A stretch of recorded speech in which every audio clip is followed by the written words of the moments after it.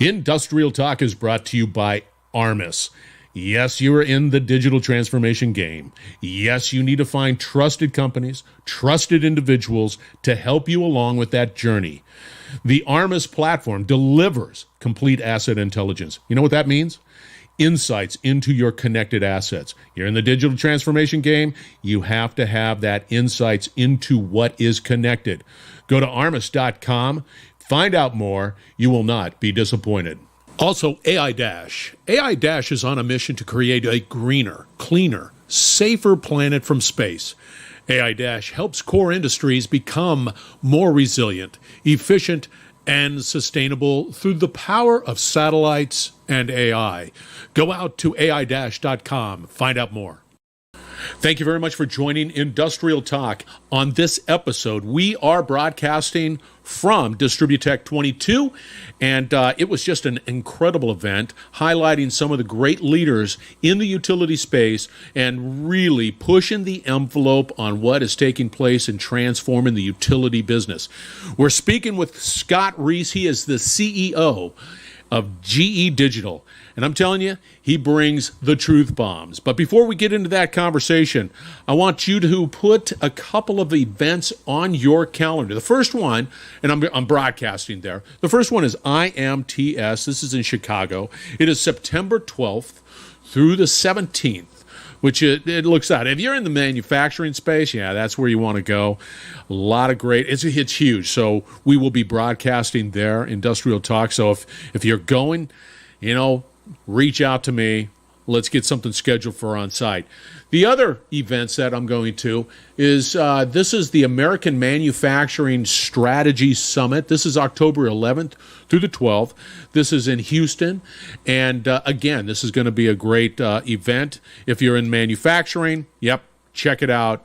And don't be afraid. I'll be there too. And if you're thinking about being in the Houston area, yes, look me up. And the last one that I have on your calendar, this would be the European Manufacturing Strategy Summit. This is, again, going to be a great one. This is in Berlin, and the date is November 7th through the 9th. So put those on your calendars. All right, let's get with the conversation with Scott Reese. Enjoy the conversation. Welcome to the Industrial Talk Podcast with Scott McKenzie. Scott is a passionate industry professional dedicated to transferring cutting-edge, industry-focused innovations and trends while highlighting the men and women who keep the world moving. So put on your hard hat, grab your work boots, and let's go. All right, once again, welcome to Industrial Talk, the #1 industrial-related podcast in the universe. Scott, that's data. That's just pure data that backs that up, just FYI. So don't start chirping and saying, hey, that's impossible, Scott. No, it's not. It's not. And we celebrate industry professionals all around the world because you are bold, you are brave, you dare greatly, you innovate, you solve problems, you're making my life better, and you're making the world a better place to live. Thank you very much for what you do. And it is an ever-expanding industrial ecosystem that is just including a lot of problem solvers, like Scott right next to me. Problem solvers, yes, it is Industrial Talk. All right, we're broadcasting from Distributech 22. Dallas, Texas is the location. It is a great place. A lot of wonderful vendors happening here. But we're going to be talking to Scott. He's in the hot seat. Energy transition from the software perspective. GE is the company. Let's get cracking. Yeah. That's you, Scott. I'm worn out. It's all about you now. Thank you, Scott. Start talking. Yeah, great to get the chance to connect with a fellow Scott, talk about the world's biggest problems. That's right. What we're doing to make things better. And you're going to notice, listeners, right off the bat that we're both really good looking. That's it, man. I love your hair. We go to the same barber. How's Ted? God. So, anyway, give the listeners, just give us a little background, a little 411 on who you are. Sure, Scott Reese. I'm kind of a software nerd that spent a lot of time in manufacturing, so a lot of passion for all things manufacturing. But over the last decade or so, really spent my time moving all things manufacturing to the cloud and realizing, the power of the cloud and what it can do to tackle some of the big problems. And now at GE, looking forward to doing that same thing around the energy transition. See, that's interesting about the cloud. The cloud is powerful. The cloud allows businesses to do a lot of things that we weren't able to do not that long ago. And then all of a sudden, the cloud was there, and it's like, all right. I remember having to figure out what the cloud was. And somebody said, yeah, just put it in the cloud. What the heck are you talking about? And then, of course, you realize what it is. So talk about that. Let's talk about cloud. Let's talk about what GE is doing, and let's talk about how we're talking about energy transition, the need for technology, the need for software. Where does GE stand on all that? Yeah, so if you think about what the cloud just does in general, it gives us the ability to compute things that previously we just didn't have a way to compute. So many of the problems that we're facing in the world are computable problems. So we want to bring the power of the cloud to the point of the problem. And with the energy transition, so many things that we need to tackle, these are computable problems. We just need to apply the software to the problem and make the humans tackling those problems a lot more capable. Yeah, see, I know that the technology is always the technology. Okay, you get smart people like you. There's always that human component, and you're always talking to utilities that have that commitment to serve, reliable, cost-effective, safe-wise. And so they're going to always drive this sort of transition into this. Are you finding any interest, when you work with utilities, sort of like, hey, wait, hey, I don't know if it's secure. Do you have any of those conversations? No question. And there are a lot of regulatory elements that we need to pay attention to with utilities. And, the shift to the cloud won't happen overnight. What we want to do is make sure that we are painting the picture and making sure everybody sees what a better future looks like. Because we're convinced, around the energy transition in particular, that the next 10 years, the work that we do there, it's going to have a multi-generational impact. So we just want to make sure that we're doing the hard work that we know is going to have that multi-generational impact and leave a legacy that we can all be proud of. What does that look like when we start talking about, I see, honestly, Scott, I'm glad you're in that. That is way above my pay grade. I'm sort of that old school guy that has that sort of linear thermal, model in mind, generator, transmission, substations, and it's just real linear down to that pull top transformer and my light goes on. How do we do this effectively without causing any issues? Because we're talking about, hey, that guy's got a solar panel. I want to wheel it into the grid, and then it just, I don't know how you do it. It's tricky. Electrons have historically, flowed in one direction, and now that you and I have solar panels, windmills are showing up everywhere. It's no longer a unidirectional flow of electrons. So utilities are having to figure out how do we bring these things on safely without destabilizing our grid, and those are the challenges that we want to help with, because if we don't tackle those things, a lot of the renewables are going to get resisted. Yeah, they will. And we're never going to move the needle, right? So cleaner energy is obviously the answer, but we have to be planful and intentional about how we bring those onto the grid so that we don't destabilize things. How do you deal with, the stability of the grid is always driven by real physical assets. GE turbines, man, they're physical and they're in sync, and there's a physical quality to it. How do we address these other generation sources like solar panels, and how do we address that to ensure the grid stability? Yeah, so again, it all comes back to software. We don't believe there's any way that the energy transition happens without software. Yeah. And one of our most recent acquisitions is a company called Opus One, which brings the ability to have visibility and ultimately manage these renewable assets, and bringing those into our ADMS solution where people are managing the historical grid and making those renewables a natural part of the ecosystem is not only important, but we think software is the way that happens, and that's been our big focus to GE Digital. Because the reality is, if you don't have that solution, that software, one of the challenges that we dealt with long ago when I was negotiating power purchase agreements was that the system operator said, I'm depending on you. I'm depending on you. And so it was a different conversation. Like, you said you're 15 megs, I want 15 megs because I'm depending on you. Today, that's not the case, and it has to be solved by software. Yeah. There's no other way of getting around it. Yeah, and this is, the terminology I use is, these are computable problems. But unless we build the software, we have the AI in place, we don't know what to compute, right? And there's deterministic computable problems, and there's non-deterministic computable problems. And one of the things that I built out in a prior role previous to GE is something we call generative design, where you frame the problem, and then literally the cloud will compute every solution to that problem. Could be millions, and brings back to you based on what you care about. Here's the one solution to the problem that is literally the most optimal solution, not just one that simply works. A lot of those same dynamics, a lot of those same patterns around computability apply to helping us accelerate the energy transition. Along the same lines is that we know that I'm a consumer, you're a consumer, and we don't want to go without power. We need it, right? We got equipment, everything's with power. One of the things that I see as critical to it, and I think you spoke briefly, is that asset management, asset prediction.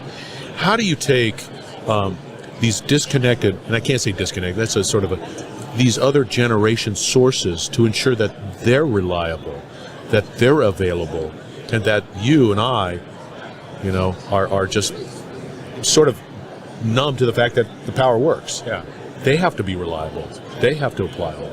Totally. And this is where, so in the last decade or so, in building out those generative capabilities, one of the roles I had to play was making sure that our cloud worked. Because same thing, if you don't have 4 or 5 nines in your cloud, nobody's going to use it. One of the things that you do to make that happen is you monitor normal activities, and you know what normal looks like, and then you're constantly monitoring and looking for abnormal patterns.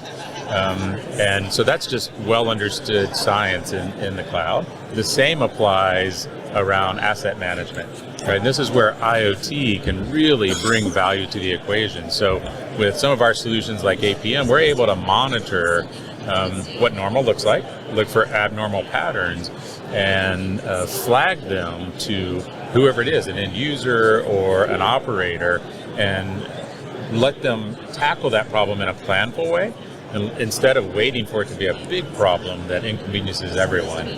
I was just in Atlanta at our monitoring and diagnostic center there, where we monitor over 3,000 power generation units all around the world, 83 countries. And that's a place where as soon as something abnormal starts to happen, we know first, and we're able to call the customer and say, hey, I don't know exactly what's going on, but you might want to take a look at, and then they're able to go out and check it out. And there, you're with that ability to have insights into the health of that asset, you can press the time. You don't want catastrophic. You don't want it. You want to be able to proactively apply the maintenance that is necessary for that asset for minimal impact. You got it. And we have to play that game. We have to be in that game. You got it. And that's all about collecting the data. It is. And not just having the data, but being able to translate data into insights that are actionable. Yeah, and that's the game. That's that AI, ML type of component, because we have limitations. We do.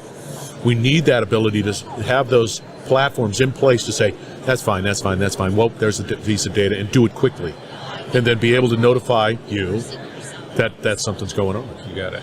Yeah, see, there's no other way of looking at it. Because do you think, and I mean, of course you're going to say yes. This is sort of a leading question, but... Thanks for giving me the answer. That's right. All right. Do you think it's going to be okay for us? Look, it's all about, taking action quickly. And that's the reason I came out of the job that I had for nearly 2 decades and came to GE Digital, because I believe in the energy transition, but we're out of time. We have to get after it. We have to get serious, and we have to take advantage of the assets that we have, the power of the cloud in particular, and bring it to GE brings that trust. You're GE. Doggone it. The majority of all the turbines on the turbine deck are GE. The generator, GE. They're out there. So you have this wealth of knowledge. And from a utilities perspective, right? Utilities culture is not known for being the leader in this innovation journey. They're going to wait till something is truly, okay, it works. Okay, that's where GE comes into play.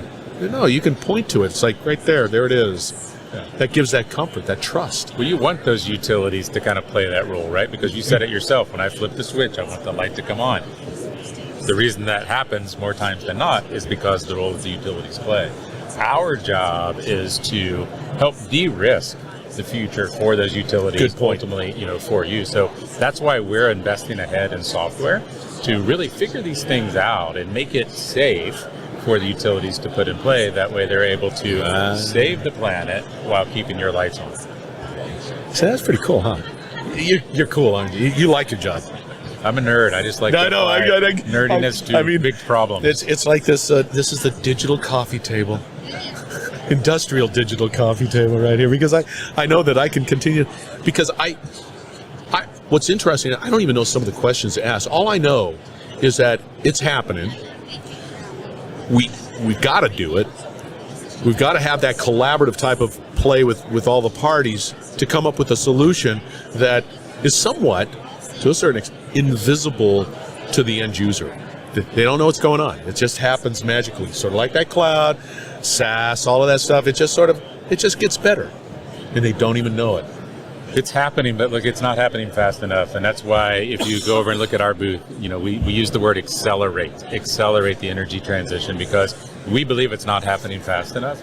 I agree with you. And we're out of time. Let's be clear. Like, the time is now. And again, that's why I'm excited to be here. It's easy to get people rallied around a mission, a time-based mission, right? We're not just doing work. We're not coming here to do work. We're coming here to make the world a better place and to have it be here for multiple generations after us.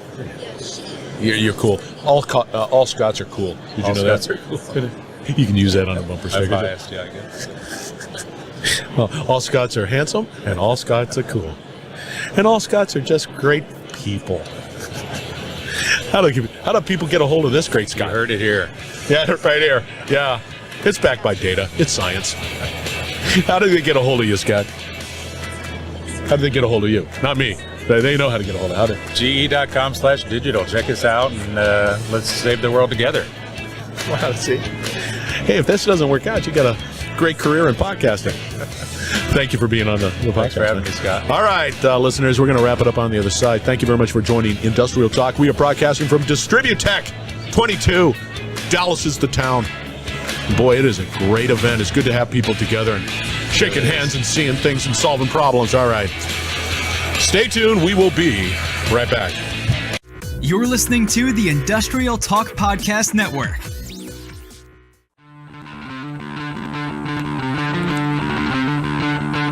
That was a great conversation. Thank you, Scott Reese, CEO, GE Digital, for being on Industrial Talk and at the Distributech 22 event.